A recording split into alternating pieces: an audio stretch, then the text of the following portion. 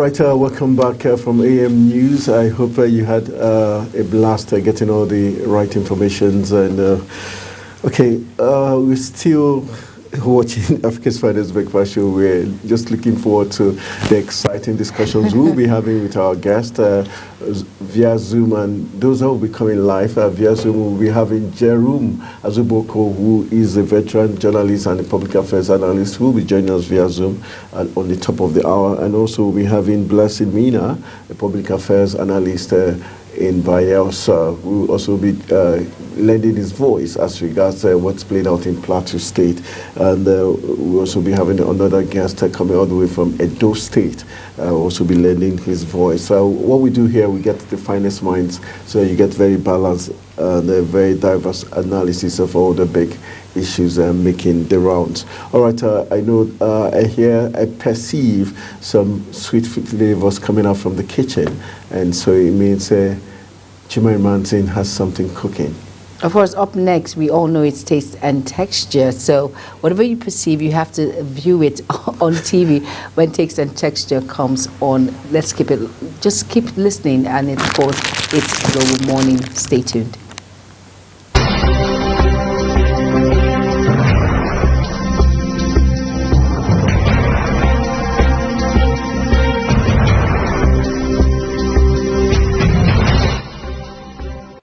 Perfect strawberry smoothie, you'll find it's easy. Let's talk one of the most perfect strawberry smoothie. You'll find it's easy to blend up and has the best creamy texture and fruity flavor. Hello and welcome to another episode on Taste and Texture. I'm Fatimi Abomar. Have you met a perfect strawberry smoothie? Smoothies aren't as easy to throw together as it seems. Sure, you can throw random fruits and yogurt in the blender and whiz it up. But for the perfect creamy texture and perfect just sweet enough fruit flavor, you've got to know something about smoothies. What makes it the perfect strawberry smoothie? Light and creamy texture. It's easy for smoothies to turn out too icy or thick. This one is light and creamy with just the right icy and airy texture. Often smoothies are too bitter or overly sweet. This strawberry smoothie is lightly sweet with just the right berry essence. Here is all you need to make that perfect strawberry smoothie. Frozen strawberries is easy to find and store frozen berries, and they add a great icy texture to the smoothies. Our pet peeve is smoothie recipe that calls for frozen bananas because we never keep them on hand. Usually we want a smoothie recipe now, so we customize this one to use a fresh banana. Greek yogurt. Greek yogurt gives this recipe a protein boost and helpful probiotics. If you love yogurt, you could add a touch more. Here's the most important part. Ice is essential to a perfect strawberry smoothie. It makes just the right frothy texture. We've tried it without, and it really makes a difference. Do not omit it. Milk. You need just the right amount of liquid in a smoothie to get it to blend. Not enough and the blender gets stuck. The worst. And too much, it makes it milky. Adding a hint of maple brings out the sweetness in berries. If you eat a low sugar diet, you could omit, but it doesn't quite taste sweet enough with no sweetener. The ingredients needed are 2 cups frozen berries, 1 banana room temperature, 1/4 cup Greek yogurt, 1 cup milk or almond milk or oat milk, 1.5 tablespoon maple syrup, honey or agave syrup. And now to the easy making process. Place all ingredients in a blender, breaking the banana into pieces. Blend until creamy and fruity.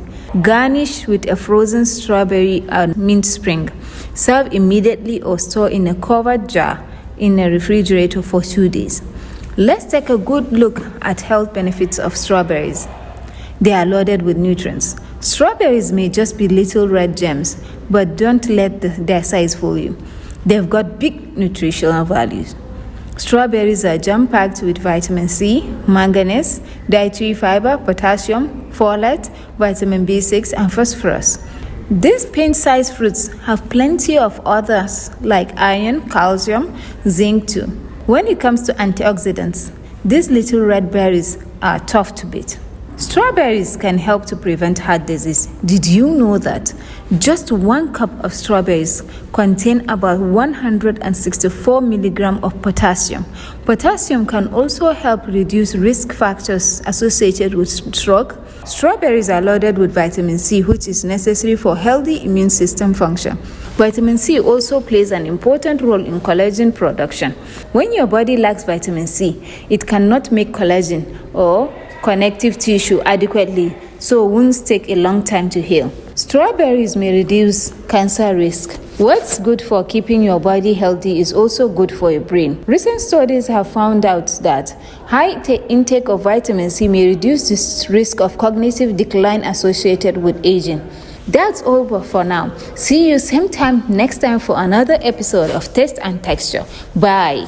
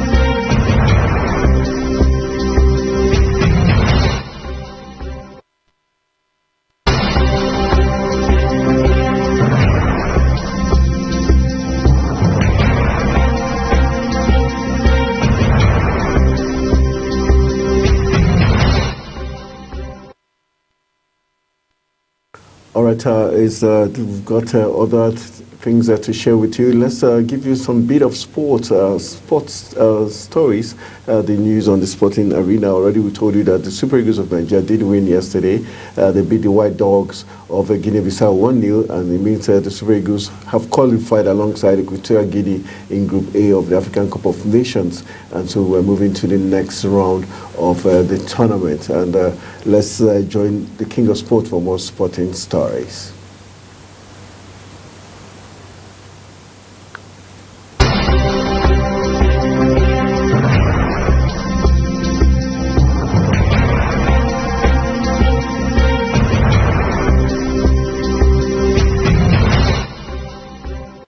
Friends, welcome to Sports News Update. Let's begin from the 2023 AFCON tournament taking place in Cote d'Ivoire. The Guinea Football Federation have called for calm after 6 supporters died celebrating their country's victory over Gambia at the African Cup of Nations.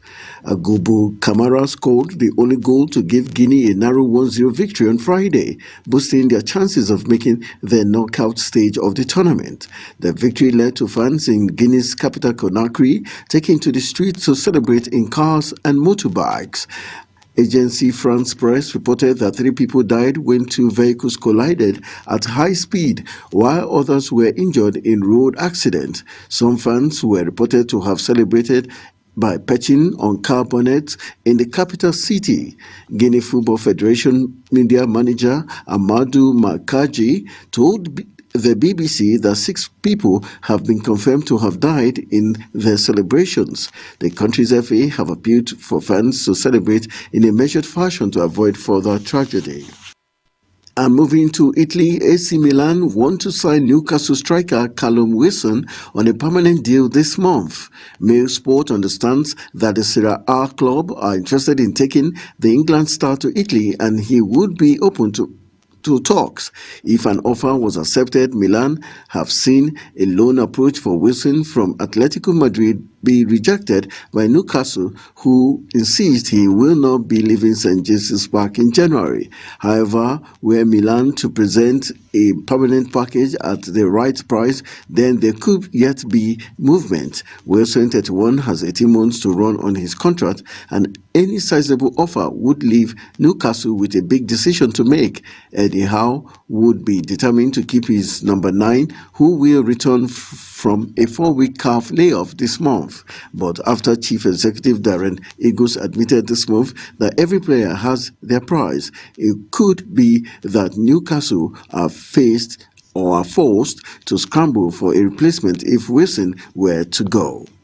Cristiano Ronaldo has said that football's individual awards no longer hold the weight that they once had. Lionel Messi picked up FIFA's The Best prize last week, and many were surprised that he did so over the treble-winning Erling Haaland. Messi also won the Ballon d'Or after his World Cup triumph, but FIFA's prize was awarded over a period that did not include that. Ronaldo, speaking after winning 3 prizes at the Globe Soccer Award, hinted that Messi was not a deserving winner. Ronaldo added that he was unlikely to be in the running for the major awards in future as he now plays in Saudi Arabia.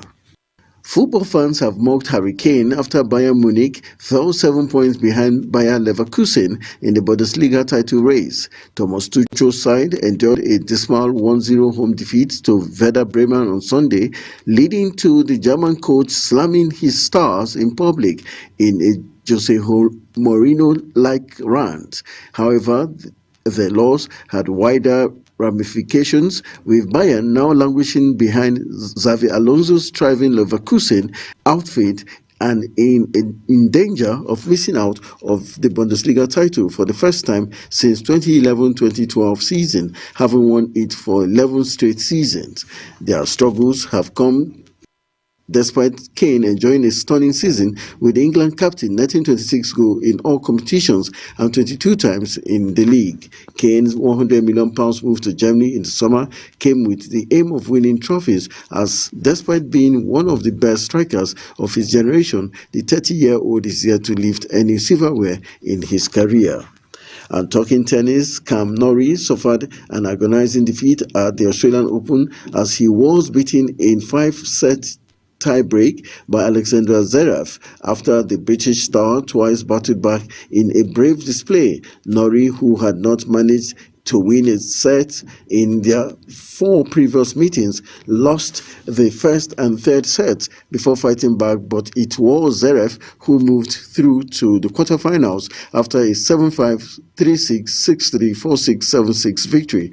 Norrie will leave Australia knowing that he can mix it with the best players in the world on the biggest stage, and with confidence fully restored after a shaky second half of last season. And that's how Quality wrap on the Sports News Update. I am Anthony Momodu.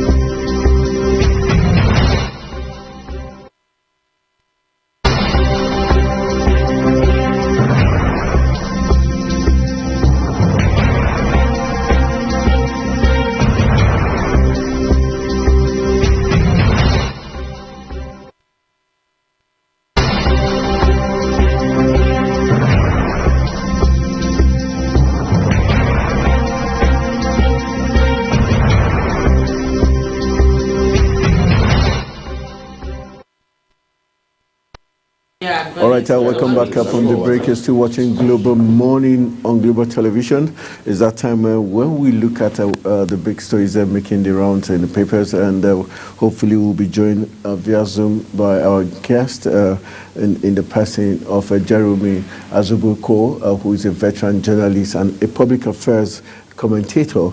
He's joining us via Zoom to look at some trending issues in Nigeria's national dailies and also stories that broke before by midnight yesterday. All right, let's just get Jeremy. Good morning, Jeremy. Nice to have you join us on Global Morning. Good morning, Jeremy. Jerome.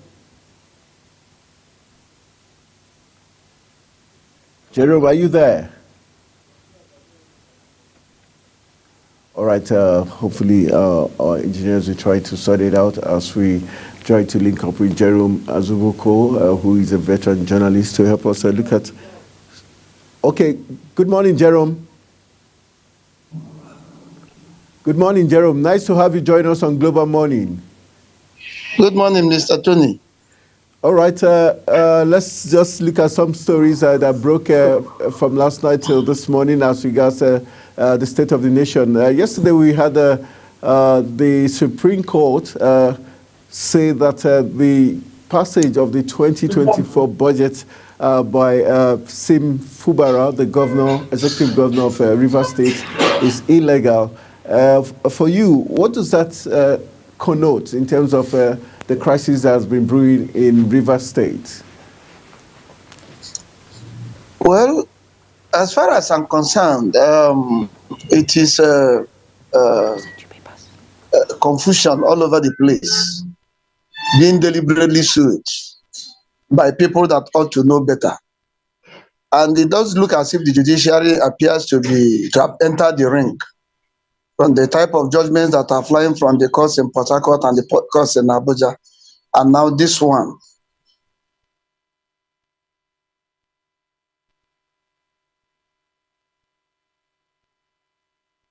We're having some network hitch there. We're looking at the verdict by the court saying that the passage of the 800 billion naira passage of the 2024 budget by the River State Governor Sim Fubara is illegal.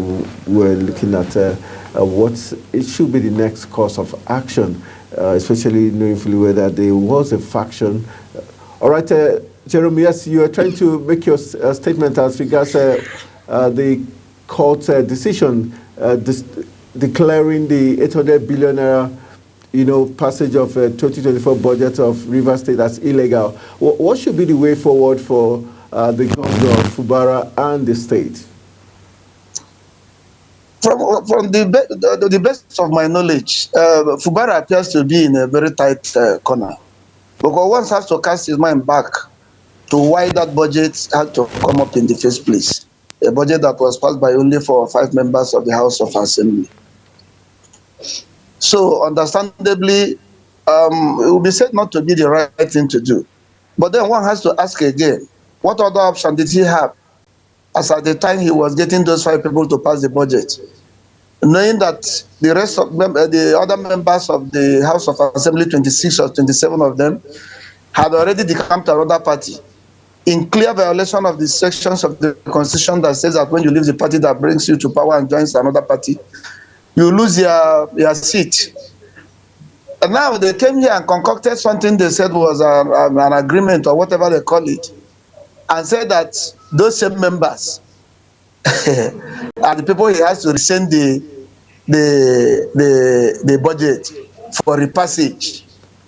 So I don't know what is happening. It is only known to Fubara and his so-called godfather. It's only 2 of them. Maybe with the few people that were there in the room the day they interacted with Mr. President or received a decree from Mr. President, depending on who is telling the story. That can actually explain to us what's happened. But what is happening in Rivers, especially with this court judgment, the signals are not, in my opinion, too nice. Both for the governor and the government. Your camera so that we can see your face properly as you talk to us. Okay, better. All right, let's look at some other headlines in the Punch newspaper. It says a kidnapping epidemic is the rider there. Most abductions in Abuja and others not reported. Victim families says that we've got CBN may raise bank's capital base to 900 billion naira. For you, let's look at cases of adoption in Abuja. What's your take as regards the security crisis in the FCT? Just like it is reported in the Punch newspaper, a sizable chunk of what has been happening in terms of insecurity is not being reported.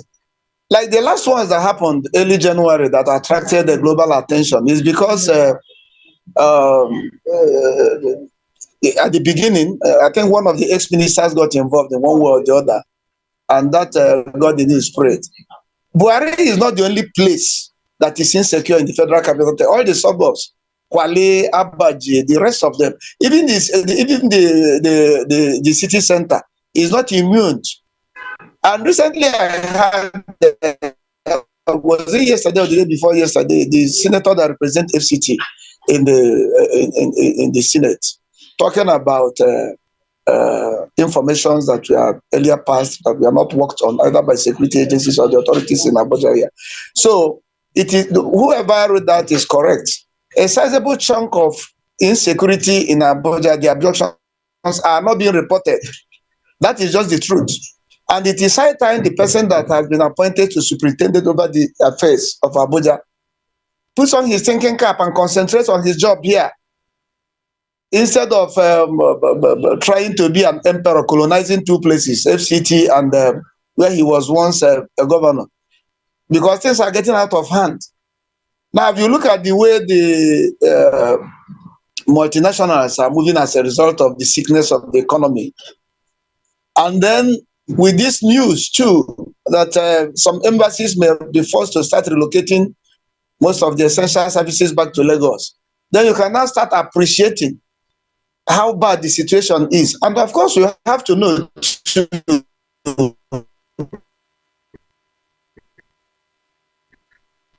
It's the network has seen us any favors this morning. We hope we'll be able to reconnect with Jerome Azuboko. He has been making some very strong, analysis of, especially this last words as regards the relocation of embassies, likely relocation of embassies to Lagos. Is this looking more like a conspiracy? Because how come suddenly the CBN moves some critical departments to Lagos? Now the embassies want to follow suit. Is this just trying to make Lagos back to the capital of Nigeria? I think it's a strategy, in my own opinion. I think it's getting to that point. But we just have to watch and see. From the CBN, of course, that is a major source of revenue that we have in the FCT and now the embassies. So I think it's a strategy, in my own opinion, like I said. All right, let's see. We hope probably if that's the case, only the federal government knows why, and probably civil societies have something, one or two things to say about that, and the generality of Nigerians, if they think that's the way to go. We're here just to dot the I's and cross the T's. All right, we hope Jerome is still. Jerome, are you back? All right, hopefully by 8:30, hopefully we'll be having Blessing Mina will be joining us via Zoom so that we can also get his perspective to other stories. Or are there some headline stories you have to share with us? Yes, of course. Still in Punch, on the Punch newspaper above it, it says reducing cabinet may affect performance. Tinubu insists. That's reducing cabinet at that. And then it says Dangote Cement hits 10 trillion naira capitalization. And below it says Makinde presents Ibadan explosion report to Tinubu. Of course, a lot of people, they should understand that, that particular report, I have been reading the explosion that occurred in Ibadan, and it was due to illegal mining, but some people have different opinions, or they are biased, in quotes, when it comes to that explosion that rocked Ibadan, Oyo State capital.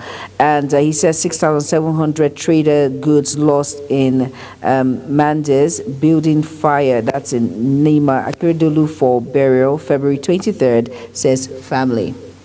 All and right, that's on Punch. That's on Punch. Let's look at other papers. The Times, and it says here, here it says, I won't, okay, this is like, Times is a foreign, a foreign paper, and it says blood tests can detect early signs of Alzheimer's, Alzheimer's for the elderly. So let's just look at the Daily Telegraph, and it's still on Alzheimer's blood test revolution for over 50s. All right, Okay. Let's get back to our guest who is online. We've got Jerome Azuboko, who is back online. Okay, Jerome, nice to have you back online. All right, let's look at this interesting story here. It says CBN may raise banks' capital base to 900 billion naira, and also reducing cabinet will affect performance, says Tinubu. Do you agree with Mr. President? Jerome? I think his network is quite poor there. We would skip him off. And okay, let's go back to leadership. The leadership papers above the leadership says court declares Fubara 800 billion naira 2024 budget illegal. And it says 3,478 repentant terrorists reintegrated in 7 years. That's the Chief of Defense Staff there. The words of CG Musa. And here it says, below the leadership, it says, Dangote still Africa's richest man as Forbes unveils 2024 list.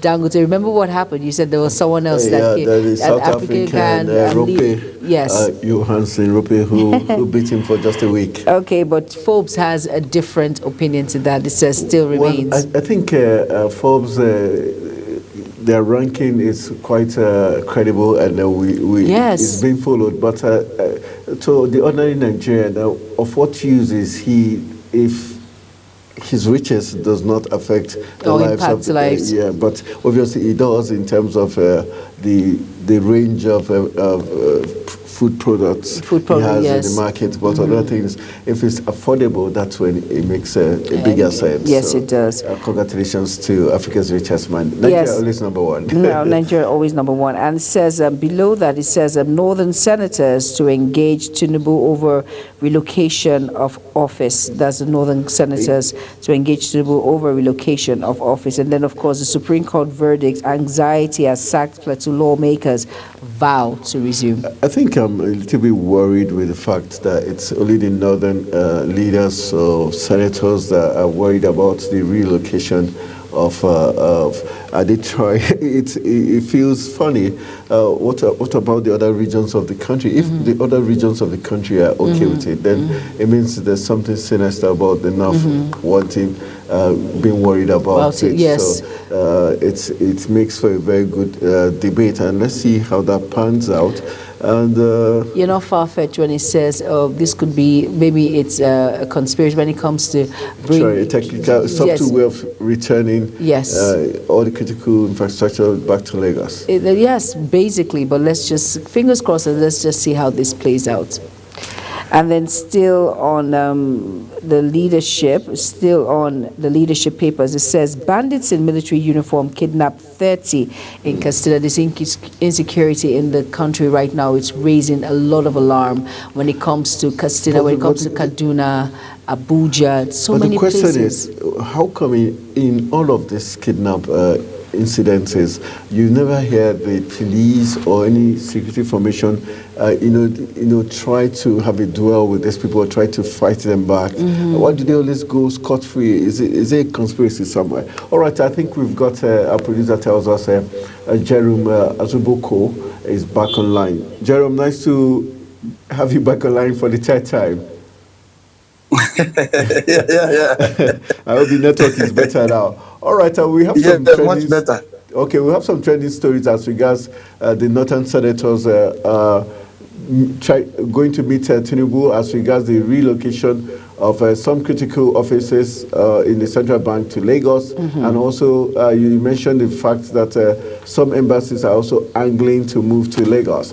Are you worried that it's only the northern caucus or people that seem to be worried about this movement? Do you think there's a sinister move to relocate the capital of some critical things back to Lagos, or you think it's just policies? What do you think is playing out here? You see, as for the relocation of some of the departments, branches of the central bank to Lagos, I don't personally see any sinister motive behind that by Mr. President or the central bank governor. But it is a country that everybody suspects the other person. And that's why we always try to build politics, tribalism, on everything into whatever happens in the country. That is not even the one that frightens me. It is even the slightest idea of some embassies thinking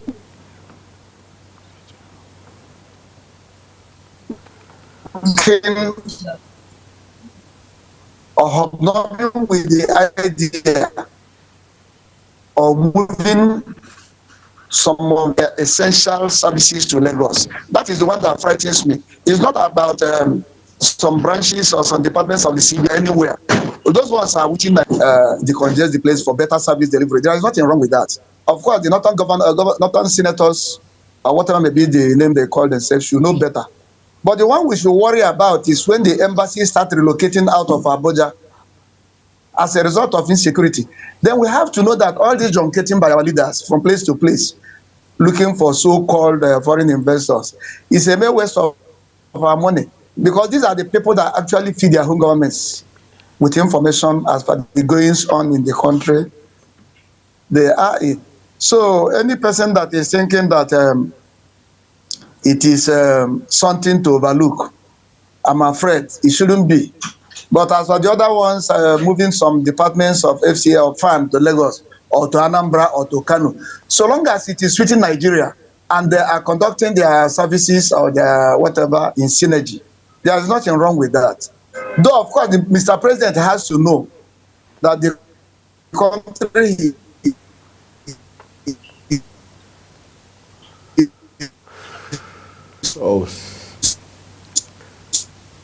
All right, I think network is a country where everybody suspects the other person. So, any actions of him. All right, I think we'll let him go for now until the network is stable. We'll be having Blessing Mina, who will be joining us from Bayelsa to help us also look at some trending stories making the rounds. Hopefully he will be joining us in a few minutes from now so that we can get his perspective on what is playing out in Plateau State. All right, good morning, Blessing Mina. Good morning. Thank you for joining us on Global Morning. Nice to have you join us on Global Morning, Blessing Mina.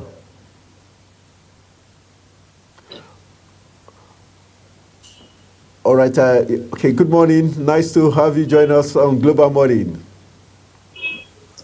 Yeah, good morning. All right. How is Bayelsa doing? And you're looking in their full glory. Nice to only see your attire. Of course, I don't want to allow the happenings around to affect my look, so I have to look good. Good morning, Mr. Mina. It's great to have you on Global Morning Paper Review. Good morning. It's nice being with you again. Mm-hmm. All right, we have some stories we would like to share with you. Then before we go to the other talking points, let's look at we've got Akeredolu. Finally, his funeral has been fixed by the family, and the governor, Lucky Aiyedatiwa, has said it's going to be a celebration of life, not gloomy. It's going to be a state funeral. Do you think the man, Akeredolu, should his funeral become something of celebration of life, or it should be something calm and probably serene, rather than spend monies the states do not have, especially when you look at the economic situation of the country?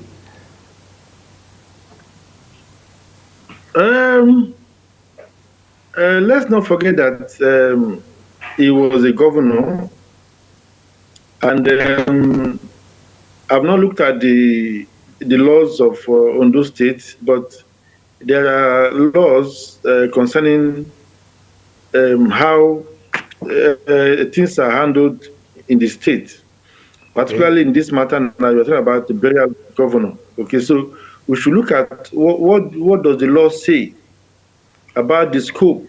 For example, in this case, the burial, because there are certain things that are done once, births, maybe death, and all that. So, so there is nothing for me, in my own view. There's nothing too much to give to such to appreciate that life, to appreciate the impact. Remember, he was a lawyer, he was a governor, he was a father, he was an entrepreneur, he was several things. So he is celebrating his life. I think it's a good step in the right direction. And more so, politically looking at it again, the state will be preparing for an election. So the present governor doing the right thing is in tune, and it is in the right direction, because APC has come out frankly and said the ticket is not free. Of course, that they will look at it holistically and decide who will be their flag bearer. So the governor should do everything proper. Whatever rights he needs to give the former governor, he should give him. Whatever he needs to do properly, he should do it, because a lot of things are at stake. Okay, one, honoring the past governor, giving him a befitting burial before his wife, before his children, before the state, and also doing the proper things so that he himself will be in the good books of the party, seen to be fair and seen to be respecting his boss or his former boss. All right, Mr. Mina, I have a question. Here, above the punch, it says, reducing cabinets will affect performance, Tinubu insists. How true is that? And what's your take? Is it true? Do you agree that reducing the cabinet members will actually reduce performance? This question you are asking me, it will take a whole year to answer. The reason is it. Nigeria is not a buoyant country. Realistically, not about people just look at that you have oil and you have natural resources. No. Look at the budgets of countries. Look at the budget of South Africa. Look at the budget of Algeria. Look at the budget of countries like Ghana, Egypt. So, in comparison to our population, you know that we are not anywhere. No, but that's number one. Number two, you now look at the system of government we are practicing. We need to look at it very well.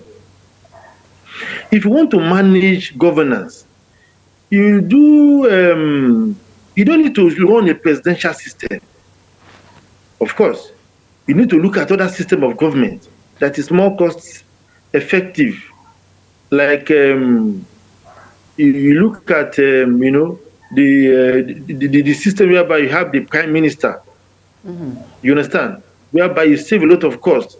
You run regional government, like in Ghana, they don't run states and all this very liberal, this apart from the powers again that the presidential system offers, whereby a president is so powerful, controls so many things, like in our own country now. The president controls almost everything. So in that case, you will need so many people to work with. So it's about looking at, are we going to run a parliamentary system of government or a presidential system of government? That is the question. And if you want to save costs, of course, you go for a parliamentary system of government. I look at other ways to make the system to suit our own location, not just copying wholesale from America. No, you understand? So that is the thing. Now, the government has so much power. The laws are being made. It's giving so much power to employ so much people, to have so much advisors, so much entourage, so much. Giving so every day they're increasing it, and it too has the liberty to also add more. So that's what we need to look at. It's about changing the law. It's not just about asking him to reduce his entourage. Yes, reducing entourage very well will reduce cost. That is the point. It will reduce cost. But when we look at how governance is done in Nigeria in particular, every new government will tell you that there is no money. That's the first thing they will tell you. They tell you that they met an empty treasury. They keep telling this. They keep saying this. But when you look at how they perform, they will keep, attending to things that will not deplete that same scarce revenue that they are talking about, that same scarce funds that they are talking about. They will use travel obstacles and entourages and different essays and different, bloated cabinet, which is not supposed to be, because if a person wants to perform, it's not about the number of advisors you have, really, or the number of people running your government. That is the fact of the matter. If you go to Britain, they run a very slim government compared to Nigeria. But you see that yet they are more effective. So it's not about having a bloated government and paying so much and having so much running costs, expenditure. All right, so let's we'll take it that the president got it wrong there, where he says reducing it would reduce performance. All right, let's look at 3,478 repentant terrorists reintegrated in 7 years. Do you think Nigeria is playing with fire when they decide to reintegrate 3,478 repentant terrorists? Can terrorists completely be, repentant, so to say? Are we playing to the gallery when we do that, and as much as 3,478 in 7 years? It all depends on what the armed forces are looking at. It depends on what the police is looking at. If they believe that they will integrate some of these people into their service, maybe have them as undercover agents, and begin to monitor to see how much result they are churning out, okay, we can now begin to look at it from that direction.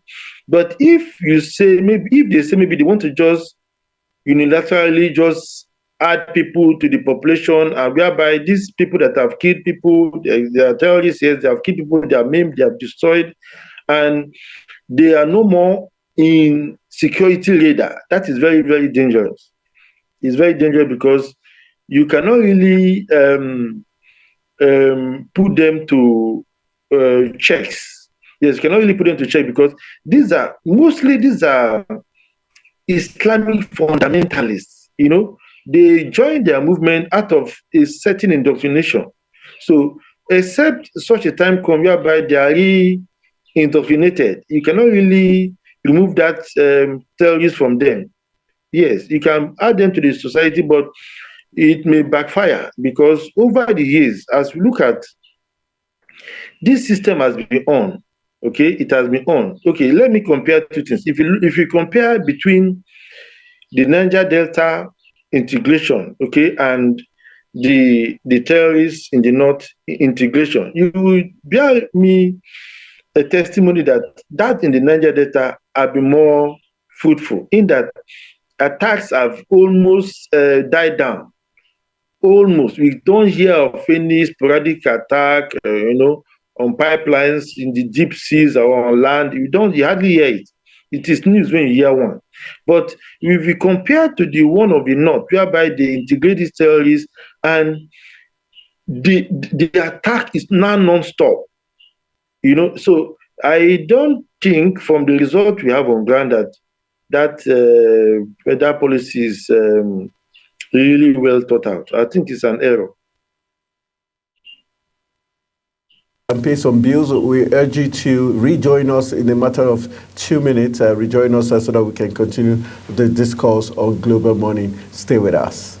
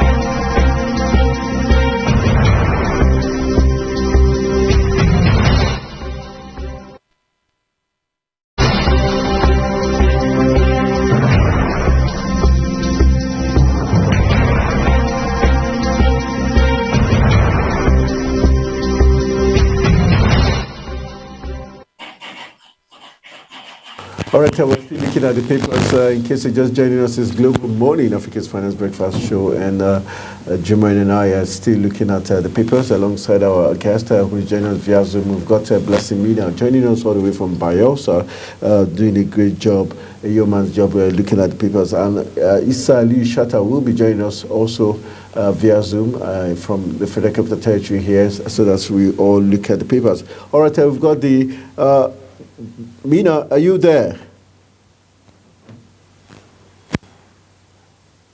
Mina, are you there? Are you still with us? Yes, I'm. All right, let's look at the Nigerian Tribune. We've got some big stories there. Say crisis looms in Plateau Assembly. We'll be looking at that. Then we've got 5,081 killed as the FRSC reduces crashes by 22% in 2023. And we've got why Nigeria's economy is in crisis. Crisis and stagnation, says the economist. Then Tinubu direct student loan expansion. We've got Ibadan explosion. Government won't sit on investigative report. Then we've got Liberia halt presidential inauguration as Boake suffers heart stroke. Wow, that's a big one coming from the West African country. All right, let's begin from the story concerning 5,081 killed as the FRS reduces crashes by 22%. Would you say you're impressed with the work done by the Federal Road Safety Corporation, especially not just in the Federal Capital Territory, but in the state level, like Bayelsa? Do you think they've been up and doing, or because some people say most times they seem to be more active in the Federal Capital Territory, but in the state level, they're not strict with rules like making sure people wear their seat belts. They seem to be very lukewarm at the state level. Why is that?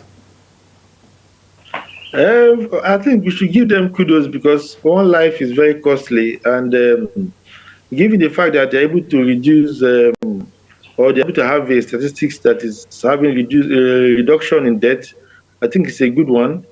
And yes, they are on the highways mostly, but mostly in the city centers like the Federal Capital Territory and other places. But yes, we encourage that the Federal Road Safety Commission should, really expand to more areas so that their impact will be felt and the crashes on the highways will be more reduced because there is too much record of death in Nigeria. So reducing from any possible areas is a welcome development. All right, Mr. Mina, we're still on the Nigerian Tribune, and we're looking at Tinubu direct student loan expansion. Now, looking at that, do you think it's going to favor some students or most students who are supposed to benefit from this student loan expansion? Do you think it's a step in the right direction, or you feel it's just something that it's going to take a while for it to be implemented when it comes to the student expansion, because we've been going back and forth when it comes to this particular issue? Yes, I saw the news yesterday, I think, announcing a takeoff date and expanding the scope. But the argument against this loan has been some conditions that we are giving them, that the parents must not earn above a particular amount and such. So we are looking at a way to get the downtrodden to benefit from this loan, looking at those that don't have hope, those that don't have any means to really benefit, not those that have a level of opulence, or those that have a certain advantage, and looking at it to make it to be really liberal, so that all Nigerians that are really that want to go to school and really deserve it, of course, should be able to benefit. That's what we are really looking at this point. All right. Okay.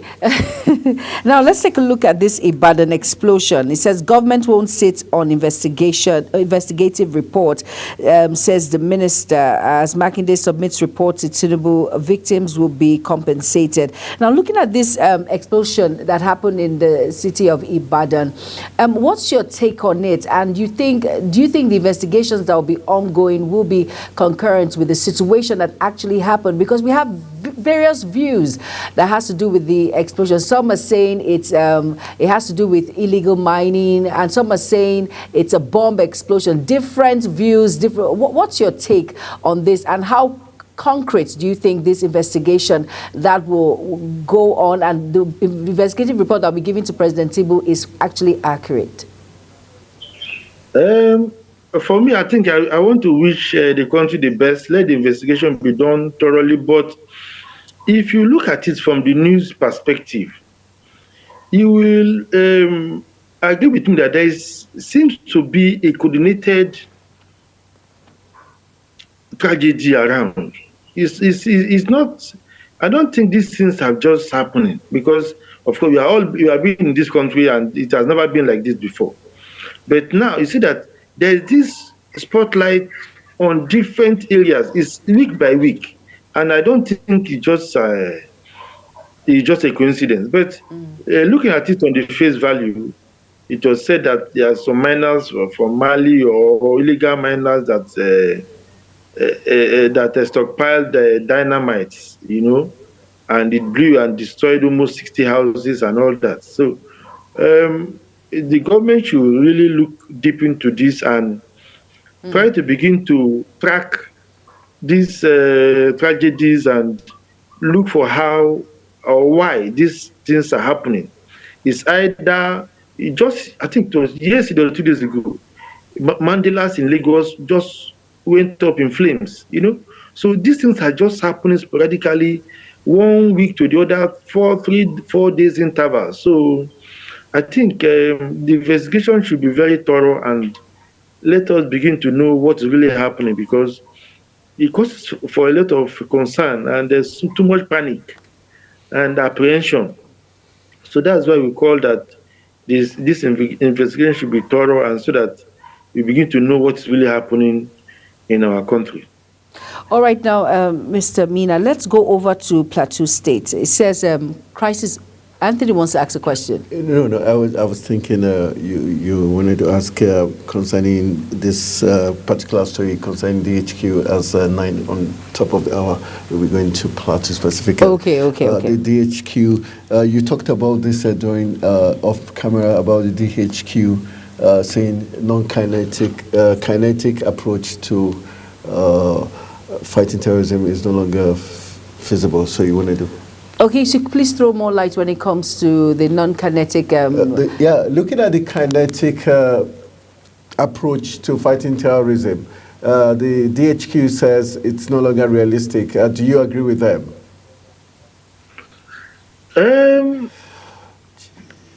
I have not really gotten that news, actually. I have not really gotten but I know that Wike had a press conference yesterday where he was trying to defend the attacks in Abuja, and he said a lot of equipments are not there, vehicles are not there, and that the presidency just allocated a budget for emergency purchases, and that he's doing that immediately, and that we heard that kidnappings and other violent crimes will be drastically reduced in Abuja. That's one that I'm familiar with. All right, Mr. Mina, I want us to look at this particular. I know you've not read, you said you've not really gone in depth when it comes to the kinetic approach to fighting terrorism. But do you think all hope is lost from your own point of view, or do you think the military, when it comes to the DHQ, have given up when it comes to fighting terrorism in the country? Do you think all hope is lost? Okay, there was a particular news again. Wait, I will answer your question, but there was a particular news yesterday that a particular defense minister also that died in a plane crash was not a natural one. If you look at that news with this question you're asking me now, you will tend to link to the fact that terrorist activities in this country has not been ordinary. It is from all the news we are seeing. It seems to be human propelled. It seems to be a deliberate ploy of people to cause anarchy and disrupt the peace, and cause mayhem. So if you look at the defense headquarters statement from what I'm hearing this morning now, of course, even over time, they have been overwhelmed. That's the fact of the matter. They have been overwhelmed because if they are going on this direction, sometimes you read about ambush, that somebody in that particular team going for a particular apprehension or attack on a terrorist would have leaked the route they are taking, and the terrorists now kill them. And you see this playing out over and over and over. So the crisis is internal. Actually, it seems to be a sabotage. It seems to be a sabotage situation whereby no matter what is being done, as far as it will be executed, there is a frantic plan or attempt or a deliberate move to disrupt it. You understand? They disrupt the plan and they make it to fail. They practically make it to fail. So that is why no matter what the defense headquarters is doing over the years, it seems they're not doing anything. But in real sense, they are doing a lot. They are actually doing a lot. They are actually putting their blood to it. And we see that one of them was even killed in the process. I followed the news. Somebody was saying that he was not even killed naturally. It was an insider, it was a saboteur that, disrupted his plane and that plane crashed. So there is an attempt to keep Nigeria probably in a war situation perpetually. They don't want any stop. So it will be overwhelming for anybody actually. All right, Mr. Mina, I just want to ask a very simple question. I'm sure so many people want to know. The when you say DHQ, Defense Headquarters, comprises of the Army, Air Force, Navy, Police, all security agents encompassed in that particular body. So now with what we have read and what you have said, is there still hope? Should we still keep hope alive? We don't have any country to go to. We don't have any choice. And this 2024 budget, the presidency marked about 12% of the budget on defense. That is very huge. And I don't think any one individual or group can match that. It's just about the defense, making sure that everything budgeted is, procured as budgeted. Everything planned should be done as planned. I don't think the terrorists can match our defense. No, I don't think so. So it's about being pragmatic, being patient, and always going back to the drawing board. Of course, they should be well enumerated and encouraged. But I don't think that the terrorists can defeat our military. No, I believe we are well. Okay, let's look at the Daily Trust as we wrap up the newspaper review segment. We've got big stories from the Daily Trust. Says Northern senators consider legal action over planned relocation of CBN fan offices. We've got another big story. Tinubu pushes for Kwankwaso Ganduje reconciliation. Is another big story from the Daily Trust. And we've got another here. He says how we are living with threats of bandits, Federal Capital Territory, Niger communities.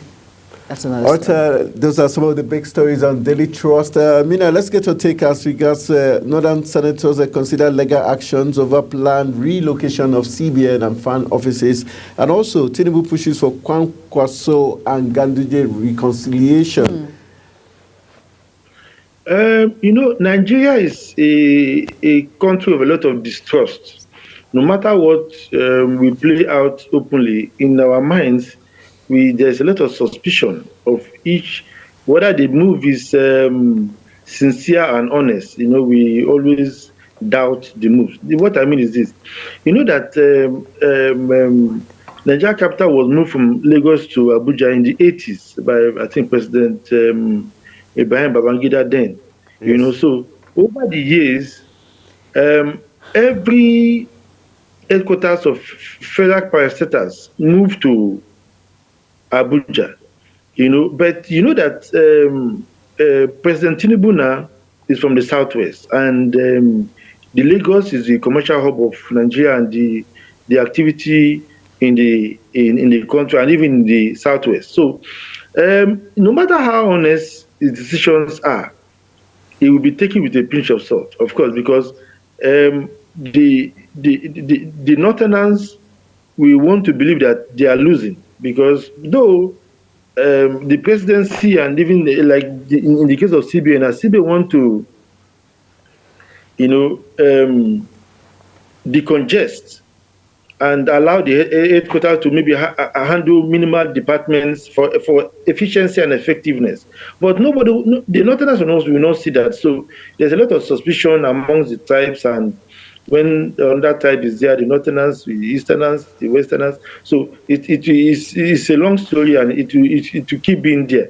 But it's about, let's look at the law. Okay, now, what did the law say about the federal capital territory? What did the law say about the parastatals? Is it lawful for the president or the CBN to do this? That is another way to look at it. If it is lawful, I think they can defend it. And when the law speaks, you can only talk, you know, and the law carries the day. That is on that aspect. Then the who should I use again, please? The last question before we call it a wrap is Tinubu pushing for the reconciliation of Kwankwaso and Ganduje. Do you think this is an effort to kill any plan of having a mega party that might come to contest against the APC in upcoming elections?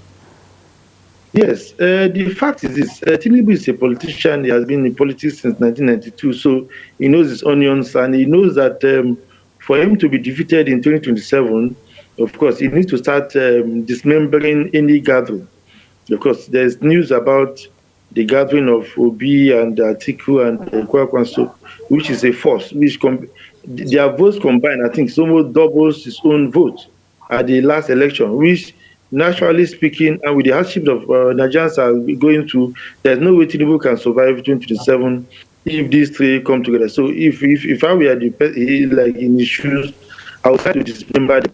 One way to dismember them is to give juicy appointments to anybody related to these three parties, and see how I can join either of them to my party, which is what he's doing. But if Kwankwaso knows what he's doing, he will know that he will enter that ocean, which is APC, and will just fizzle out. The only way he can make his voice heard is to stand with any other group rather than APC that's already established and is already running.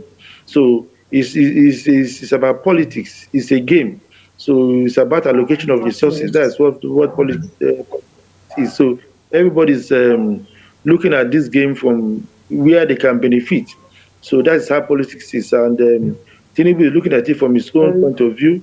Kwankwaso is looking at it from his own point of view. And let's watch as things unfold.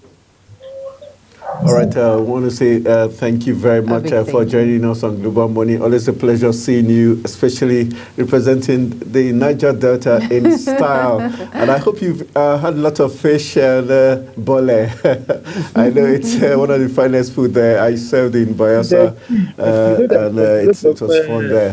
Thank you very much. Thank you. Going on killing the fish in the oceans. All right, much love to your beautiful family, and hope to talk to you soon. Thank you. You're welcome, and thank you very much. All right, so that's how we call it a wrap on the newspaper review segment, and it's been amazing. It's been Africa's finest Global Morning. Yes, it has. A lot of big stories, very interesting stories. Nigeria never lacks a lot of activities. No, we don't. We're very, what will I say? We're very active when it comes to making headlines, and of course, when it comes to activities, making the rounds. All right, so we'll go for a quick break, but that's Global Money is not over yet. The party just started. So on top of the hour, we'll be looking at Plateau State in full cycle. What's playing out? What's going to be hitting the drums in Plateau State this morning when the 16 sacked PDP lawmakers said they are storming the plenary this morning. Yes, so it's going to be party time in Plateau State. So our guest, Issa Louis Shatta, will be joining us. We've got a clergyman, Oman, who also will be joining us from Edo State. So you see, we'll cross across every part of the country border to get the finest minds. So on top of the hour, we'll be looking at Plateau State in full glare. Stay with us.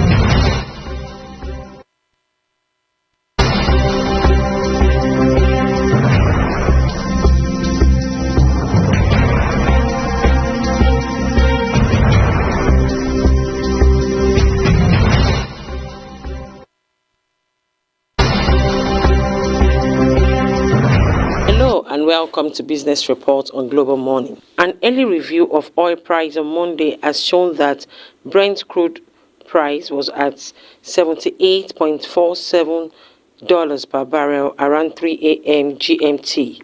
The prices struggled to gain momentum as economic uncertainties weighed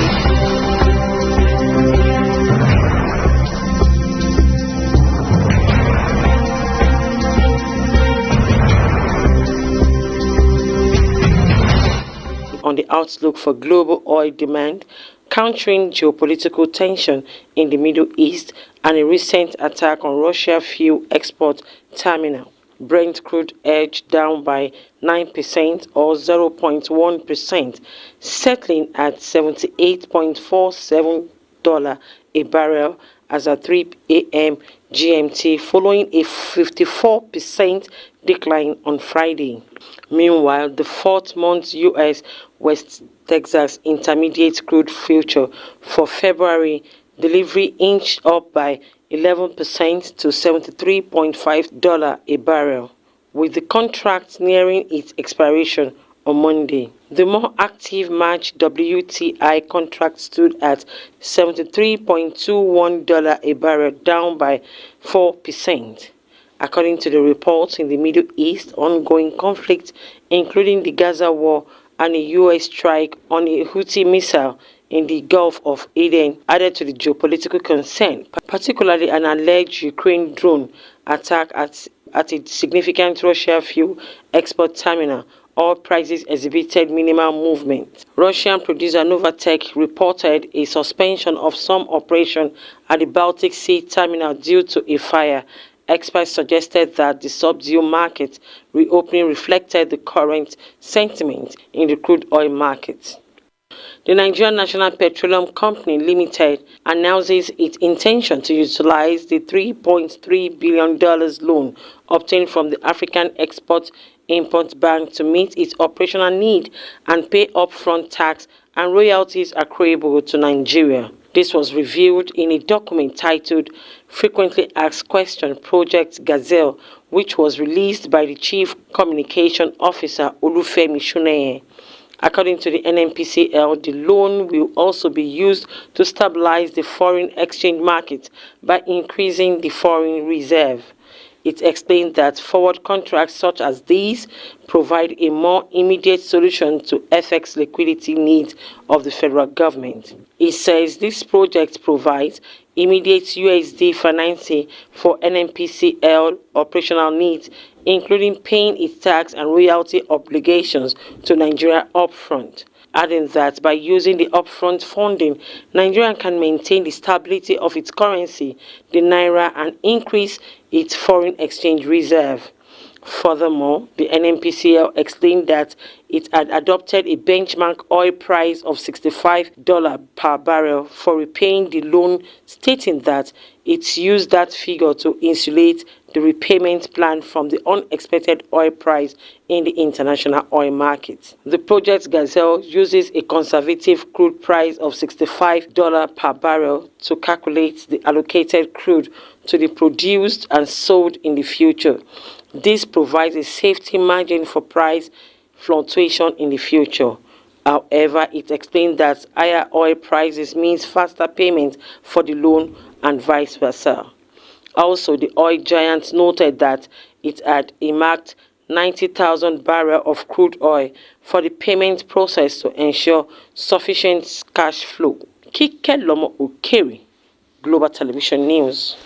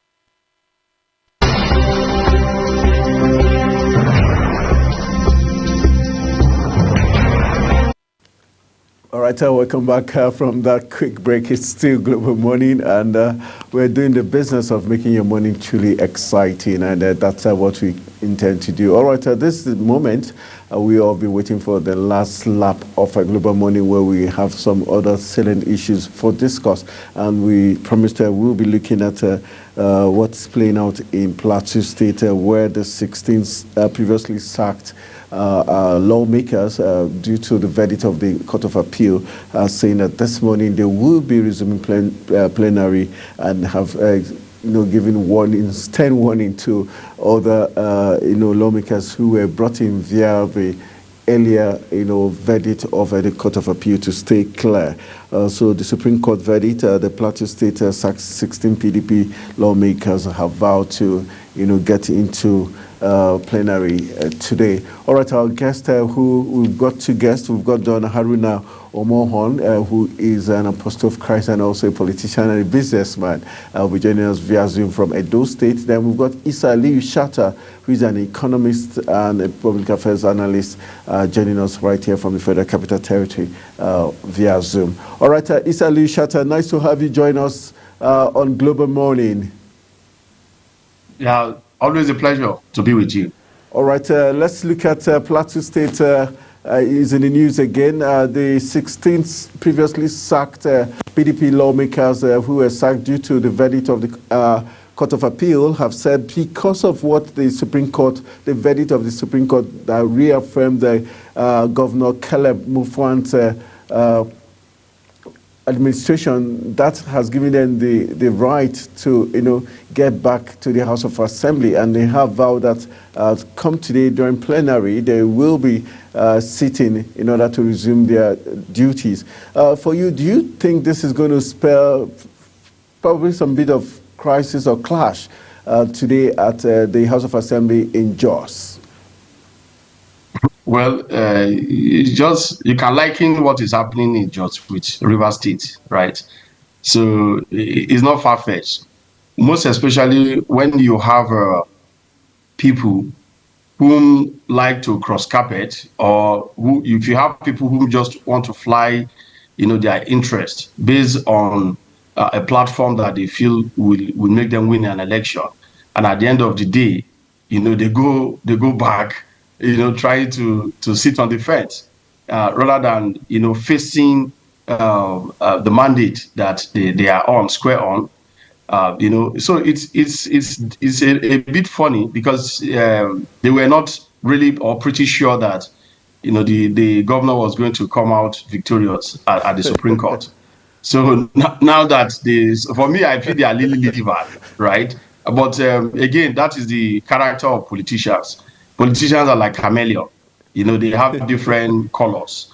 They are only concerned about their pocket interests and not the interests of the whole. So, of course, this is exactly what is happening generally. And I want to believe that electorate, I feel pity for the electorate because it's like they have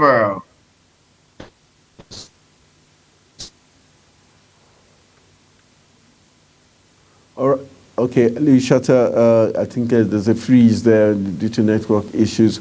All right, I don't know if we've got Don Haruna Omohon, who is also a businessman, politician, and also, according to him, he says he's an apostle of Christ, joining us via Zoom from Edo State. Good morning. Haruna, good morning. Haruna, are you there?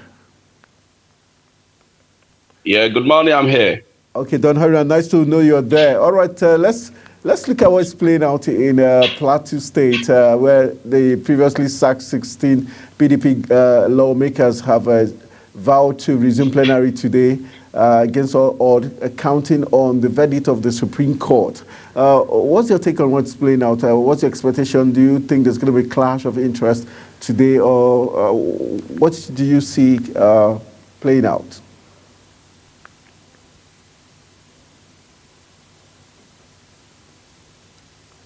Haruna, can you hear me? Of course, politics, okay. Fellow speaker. Okay, go ahead. We can hear you. Yeah, hello? Yeah, we can hear you. Go ahead.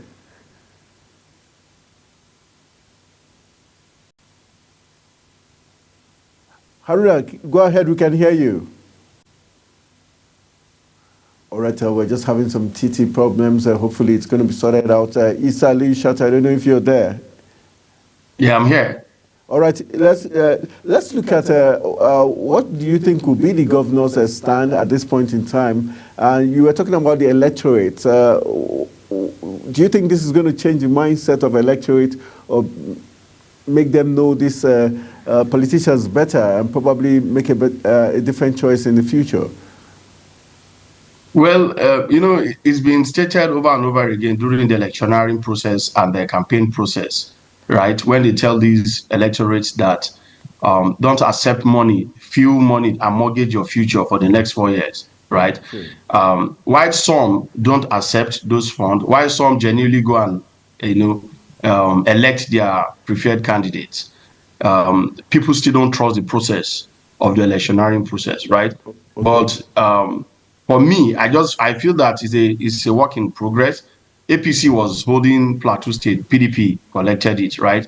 But you can't say because an opposition won the election that the election is free and fair. There are infractions here and there, but that doesn't necessarily, invalidate all of the process or all of the vote cast. For me, it's just an eye opener for electorates, right? I want to believe that the electorates have they are not suffering from dementia. They have records, memory records are there. They can see what is happening currently. So they should use, they should use all of these things as a tool, for them to choose whoever they are going to vote next time. Look at the character of the leader. Look at the character of the person trying to represent you. But unfortunately, again, you want to say what are the character of those that even win primaries? Everybody that win primaries on the different platform of the political party, are they even eligible, to lead, any community? Yeah, it's a sad situation. Let's just hope that there's a reorientation, starting from the community itself.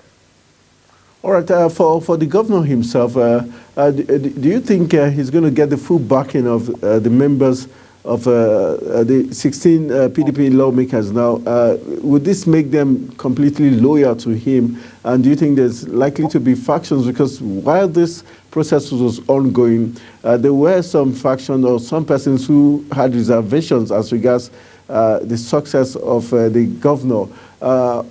Within this period, do you think he would have noticed those who were for him or against him? And how do you think this is going to play out at the long run? Of course, even you as a spectator, you have already noticed, the division in the house. Of course, the governor, also being a politician, would have noticed that. And I want to believe that he's going to keep his game to his chest, right? And see how things pan out. Unlike probably other states, he's not making any noise, and which is how a strategic politician plays the game.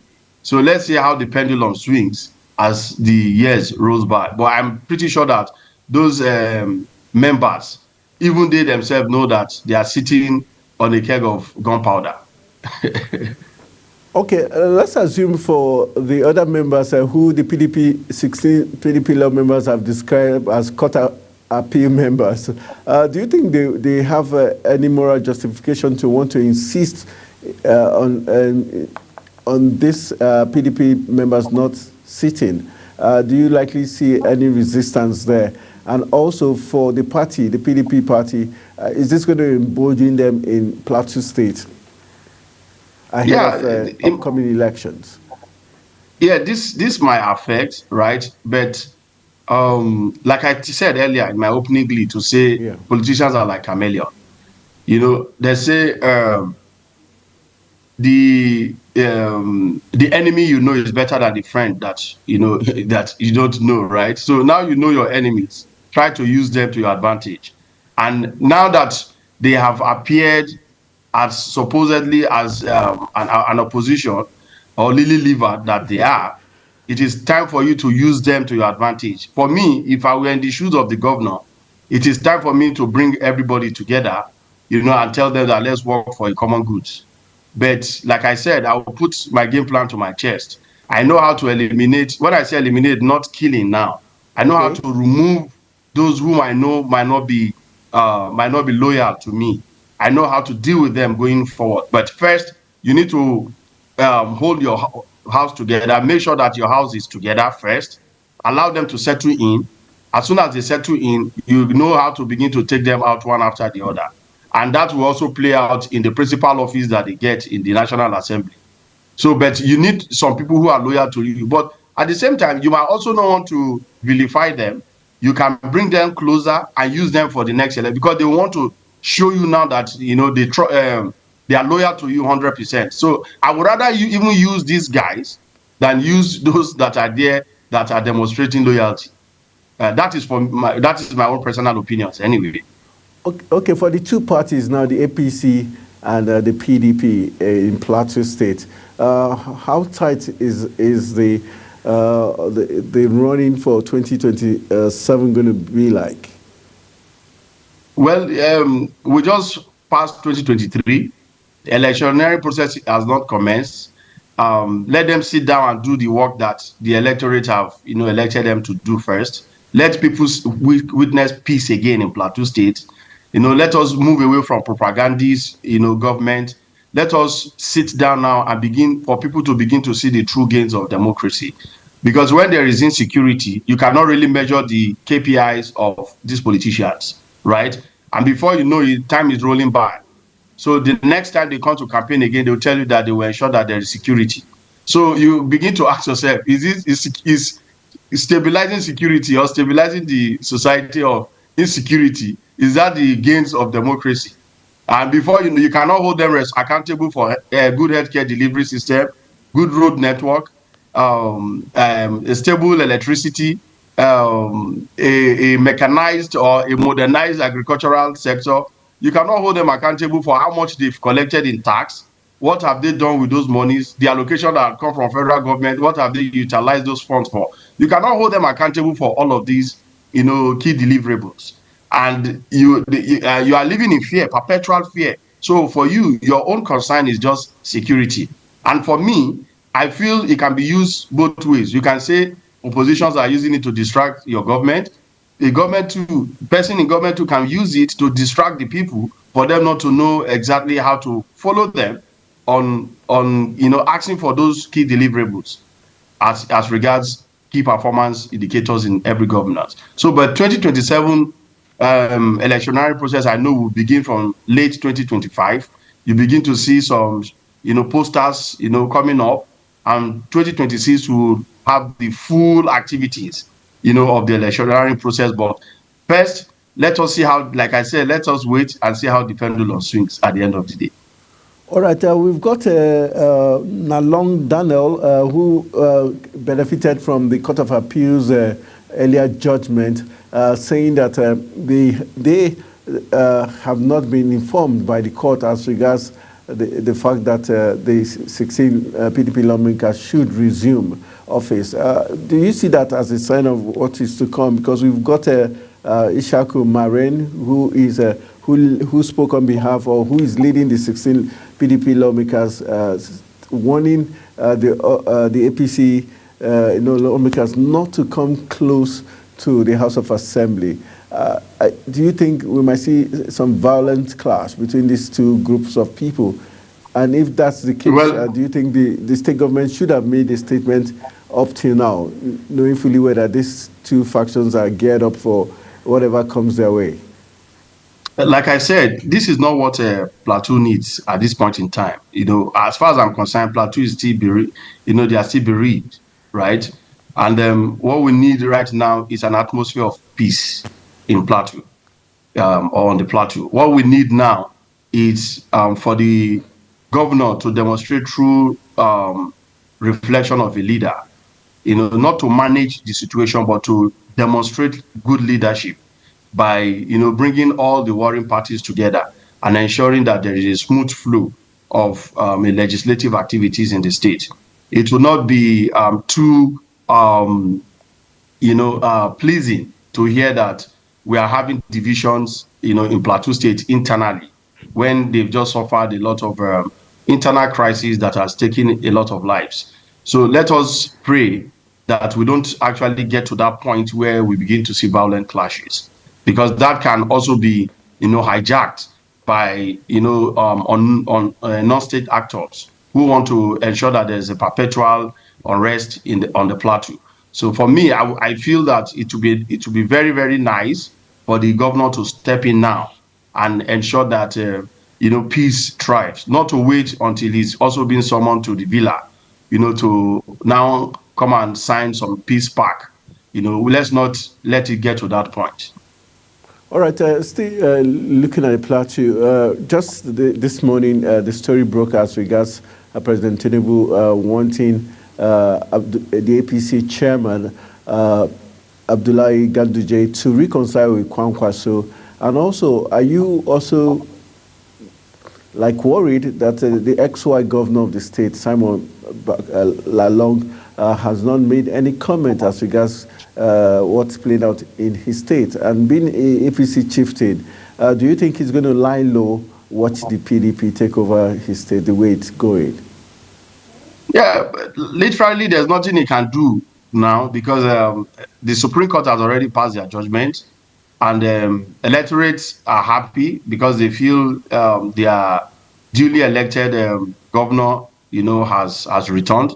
So for now, there's nothing, literally nothing the ex-governor can do, because APC didn't win the election, from the polls to the Supreme Court, right?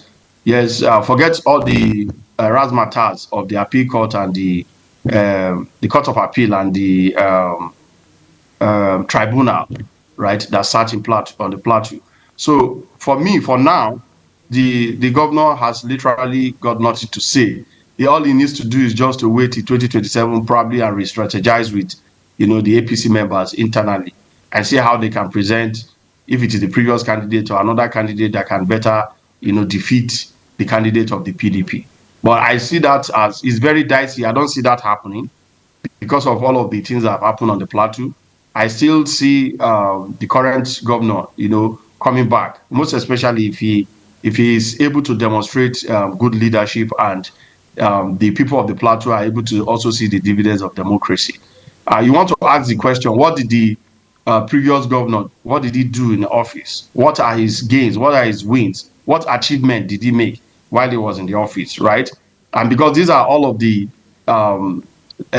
criteria that people want to use to measure your performance, and that is where this current governor should see it as an eye-opener to see how he can change the narrative and sustain whatever campaign promises that he has made and translate them into an actionable, practicable, visible activities for people to be able to use to measure his performance at the end of the day.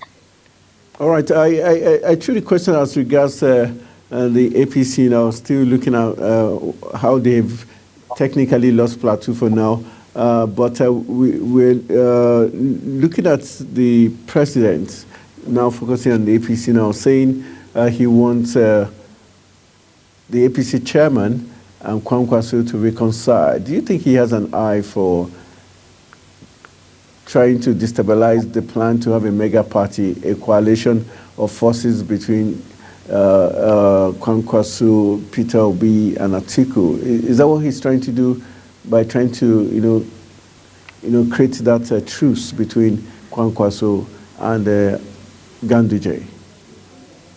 You see, if you have been a businessman for more than 4 decades, there is hardly any tricks about business that you will not understand. The current president has been in politics for as long as anyone can remember. A lot of youths were not even born then, when the current president started politics, right? And he has garnered a lot of experiences over the years. Those experiences are what has translated into what happened from when he was able to retain, power in Lagos from 1999. And of course, the rest, they say, is always history from what we have seen today. An ability to form a mega party and present a candidate that was able to take over governance from a sitting president, then eventually he's emerged as the president. If you look at the credentials or the CVs of the current president, you will know that he's gotten a lot of credentials, to make him stronger and better to play politics in Nigeria. If you read the handwriting, you can see that there are a lot of moves that has been made so far in trying to see how, to bring opposition closer to the current ruling party. And that is a strategy that a wise politician will want to do, because whether you like it or not, all of these people hold sway in their various states or their various regions, and their numbers always count. So a pronouncement from them, in the next election will go a long way to help, the ruling party to change the narrative. Like I said, everybody will be scared, hearing, because politics are about numbers. If you hear about a major or a mega party coming up, and all of these mega parties are coming from the oppositions who, were in the previous election, if you look at the numbers, right, if you put the numbers of PDP, Labour Party, and NPP, together, you will see that if those numbers are able to, be galvanized and be replicated in the next election, of course, they will defeat the current ruling party. So nobody will want to sit tight and fold their arms to imagine that because I won a vote with above, not up to 9 million votes, which is the lowest in the history of Nigeria that any sitting president will get. So every concerned president will want to, better that number. And in doing that is to extend a handshake to the opposition parties, whom actually, shook the tree heavy during the previous election. All right. Looking at recent verdicts by the Supreme Court, they seem to be verdicts that please the people, especially all the governorship polls verdicts recently. Do you think it's been a shift by a deliberate attempt by the judiciary to be seen as doing the right thing or delivering justice? Just this morning, we also got the news that the Supreme Court has released the true certified copy, the CTC, of Nnamdi Kanu's judgment of 5 weeks ago, which had showed that he was supposed to be released unconditionally, but rather was made to go to the High Court. Do you think the judiciary, with all these verdicts, which favor the Plateau State governor, the Kano State government also, do you think this was deliberate by the Supreme Court? Well, I wouldn't necessarily say that, because you now want to look at the pronouncement or the rulings of the Supreme Court. They were very consistent right from even the presidential election till all of the judgment that they passed last week.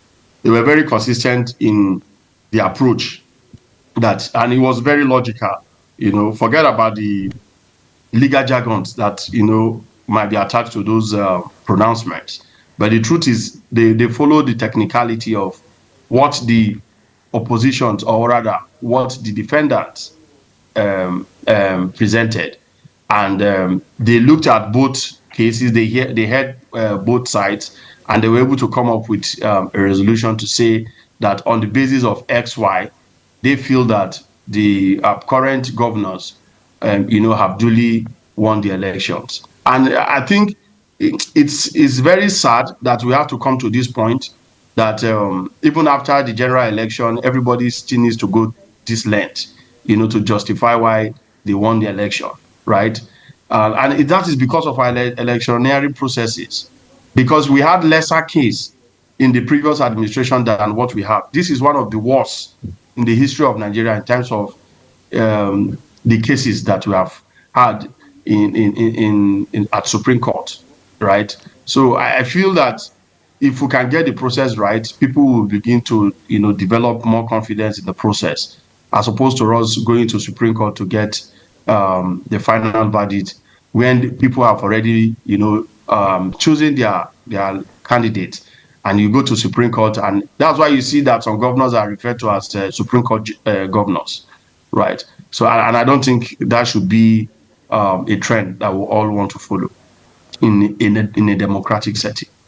All right, as we wrap up our discourse, let's look at, still looking at Plateau State now. What will be your expectations for the lawmakers in Plateau State, regardless of the parties now, whether APC, PDP, or Labour Party? The House of Assembly, in your own mind, what will be the mood in the House of Assembly today when plenary resumes? Do you think it will be more of like still trying the division of the different parties, or the people's interest, or probably the governor? Because we know that in Rivers State there was the Supreme Court ruled and stopping the governor from interfering. Do you think Governor Caleb Mutfwang would be tempted to want to interfere with the proceedings in the House of Assembly? Yeah, I don't think he will want to interfere, but he will want to have a sort of control, right? Because if the oppositions are stronger at the House of Assembly, of course, you know what can happen. And no governor will want to, sit tight and wake up the following day and hear that he has been impeached, from office, right? So every sensitive governor will want to do the needful. Like I said, it is time to really demonstrate good leadership and play an active role in bringing all the parties together, right? It is time for him to, show a little bit of strength and not weakness, right? And chicken out, because sometimes, again, that is how you approach this matter, that the legislators will know that you are scared, and they might want to begin to test the waters to see how you respond, consistently. But like we say, most of the settlement that has actually happened in the past happened off camera. It would be nice for them to have those kind of off-camera conversation, and for the governor to see how he can at least have not necessarily control, but have some level of confidence with because of course, if you are being impeached, they say they pass a vote of no confidence against you. So, but let him be able to have that confidence that he can work harmoniously with the legislative arm. The legislative arm not really, also dropping their own primary responsibility of checkmating the activities of the executive and serving as a watchdog, on behalf of the electorate to checkmate what the executive is doing and hold the executive accountable. And same thing with the judiciary as well. So I think it's going to be a mixed reaction, but let's see some demonstration of good, matured leadership from the governor. And let's also see how probably the people who are loyal to the governor in the State House of Assembly can assist the governor in bringing everybody together. If that happens, then we can witness some stability, sort of, at the House of Assembly. But of course, there's going to be mixed reaction and mixed feelings when they resume plenaries today. All right, let's just quickly, just as we wrap up, look at the state as a whole now. For those who were hoping the governor was going to lose out, and now he has won, what kind of support will the governor be needing from PDP? Talking about the headquarters now from Abuja, the National Working Committee, what kind of support will he be needing from the PDP and the stakeholders in the state as regards going forward? Because and also looking at his own cabinet within this time frame, do you think there will be a need for him to rejig his cabinet as a way of moving forward, with, especially at this critical time where he must have seen different comments and attitudes from different stakeholders within the state and outside the state? Well, in the first place, he's the one that brought his cabinet together. Yes. Even if there are some influences here and there, I want to believe that the governor is capable of doing the needful. He's capable of doing the right thing, right? As to the support he gets from the national body of PDP, I don't really see that there's going to be any significant influence.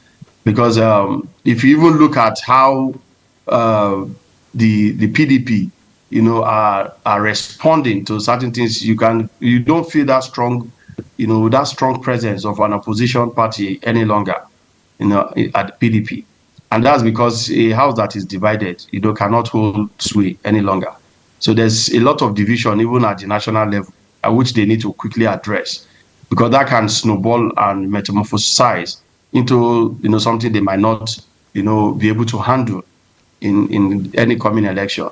What I feel will be happening now, or should happen differently, is that they should have a sort of a regional congregation where the governor of Plateau, the governor of Plateau with the PDP governor, the governor of Bauchi, of course, his neighbor, who is also a PDP governor, the governor of Gombe State. I think he's also a PDP governor, I'm not sure. But most of those PDP governors, that are around him, for instance, the Taraba State governor is also a PDP governor, right? The Adamawa State governor is a PDP governor. So all of these people can come together, rally around the governor for them to have like a regional conversation, and for them to reinforce their commitment and support to the sitting governor. For them to be able to help him, advise him again to research here, because some of these governors are two-time governor. He's just a first-time governor, right? So they can help him, most especially Kaura, his neighbor, the neighboring governor, can help him a lot in retinkering, the process. He has experience. He has been a senator. He has been a minister, and this is his second time as a governor. He's a true politician, true and true. Is someone who has, stuck to the game for a very long time. So I feel he can draw some level of experience and support from him. All right, my last question for you, as we call it a wrap on today's edition, has to do with security. Now that the governor, Caleb Mutfwang, is back, and now he is sure of his stay as governor of Plateau State, and also the lawmakers, the 16 PDP lawmakers that are back on track, how key would it be for them to, join forces to fight insecurity? And can be making very strong demands now from the federal government as regards securing his state? Yeah, so making, you see, this is not even to the Plateau State.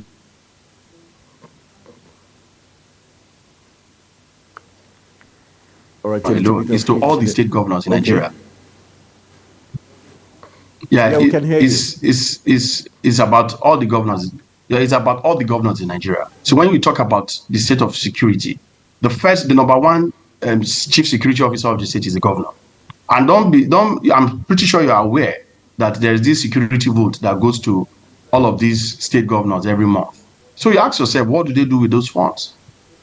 What trust funds have they created? Just the Kaduna State just created one. Can we see that being replicated across board? So I don't like all the situation of people always running to federal government. Yes, I can understand when they say, the president is the chief commanding officer of XXX. Yes, I agree. But then, in your own state, you are also the chief security officer. You have the commissioner of police. You have all of the GOCs. You have all of them in your state. So you can use these people to your advantage, because you relate with them. Trust me, look at Lagos State. And Lagos State has maintained this as a template. They invest heavily in security. Look at the equipments that they give to security.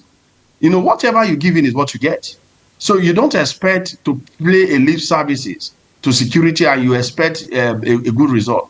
You should be accountable for that money that is being given to you as security vote. What do they do with those money? They pile it somewhere, it generates interest, and during election, they use it for electioneering process. But nobody is holding them accountable, right? So I really don't feel that, yes, because he has won at the Supreme Court, it is now for him to sit down. No, he should have rolled out a template. You've seen successive governors that have come and gone.